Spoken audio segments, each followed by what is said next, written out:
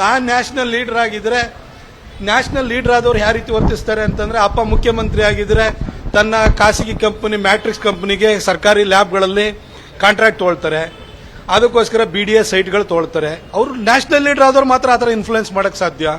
ಹಾಗೆ ಅಪ್ಪನ್ನೇ ನೆಲ ಬಿಟ್ಕೊಡೋ ರೀತಿಯಲ್ಲಿ 2018ರಲ್ಲಿ ವರುಣಾ ಕ್ಷೇತ್ರವನ್ನ ಕಿತ್ಕೊಂಡು ಅಪ್ಪನ್ನೇ ಬೇರೆ ಕಡೆ ಹೋಗಂಗೆ ಮಾಡಿಬಿಟ್ಟು ನೆಲ ಬಿಡಿಸ್ಬಿಟ್ಟು ಬದಾಮಿಗೆ ಓಡಿಸೋಂಥಷ್ಟು ನ್ಯಾಷನಲ್ ಲೀಡರ್ ಖಂಡಿತ ನಾನಲ್ಲ. ಹಾಗೆ ಈಗ ಮತ್ತೆ ಅಪ್ಪ ಮುಖ್ಯಮಂತ್ರಿ ಆದ ಕೂಡಲೇ ಅಪ್ಪ ಯಾರಿಗಾದ್ರೂ ಕೂಡ ಯಾರ್ದಾದ್ರೂ ಟ್ರಾನ್ಸ್ಫರ್ ಸೈನ್ ಹಾಕ್ತಾರೆ, ಅಪ್ಪ ನಾನು ಕಳಿಸಿದ್ದೆಲ್ಲ ಇದಕ್ಕೆ ಲೆಟರ್ಗೆ ಸೈನ್ ಹಾಕು ಅಂತ ಹೇಳಿ ಮುಖ್ಯಮಂತ್ರಿ ಮೇಲೇ ಇನ್ಫ್ಲೂಯೆನ್ಸ್ ಮಾಡೋದು ನ್ಯಾಷನಲ್ ಲೀಡರ್ಗೆ ಮಾತ್ರ ಸಾಧ್ಯ. ನನ್ನಂತ ಸಾಮಾನ್ಯದನಿಗೆ ಮಾಡಕ್ ಸಾಧ್ಯ ಇದನ್ನ. ನಾನು ಯಾರಿಗಾರು ಫೋನ್ ಮಾಡಿಬಿಟ್ಟು ನಾನು ಕಳಿಸಿದ ಲಿಸ್ಟಿಗೆ ಸೈನ್ ಹಾಕು ಅಪ್ಪ ಅಂತ ಹೇಳೋಷ್ಟು, ಮುಖ್ಯಮಂತ್ರಿಗೆ ಹೇಳೋಷ್ಟು ಶಕ್ತಿ ನನಗಿರಕ್ಕೆ ಸಾಧ್ಯನಾ? ಸಾಧ್ಯ ಇಲ್ಲ. ಅವರು ನ್ಯಾಷನಲ್ ಲೀಡರ್, ಅದನ್ನು ಒಪ್ಕೊಳ್ತೀನಿ, ನಾನು ಖಂಡಿತ ಒಪ್ಕೊಳ್ತೀನಿ.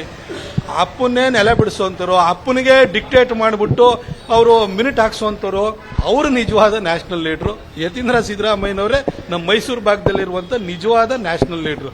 ಅದರ ಬಗ್ಗೆ ಡೌಟೇ ಇಲ್ಲ, ಬಿಟ್ಬಿಡಿ. ಸೂಪರ್ ಸಿಎಂ ಅಲ್ರಿ, ನ್ಯಾಷನಲ್ ಲೀಡರ್ ಬಗ್ಗೆ ಹೇಳ್ತಾ ಇರೋದು. ನೀವು ಅದನ್ನ ಏನ್ ಬೇಕಾದ್ರೂ ಬರ್ಕೊಳ್ಳಿ, ಆಯ್ತಾ?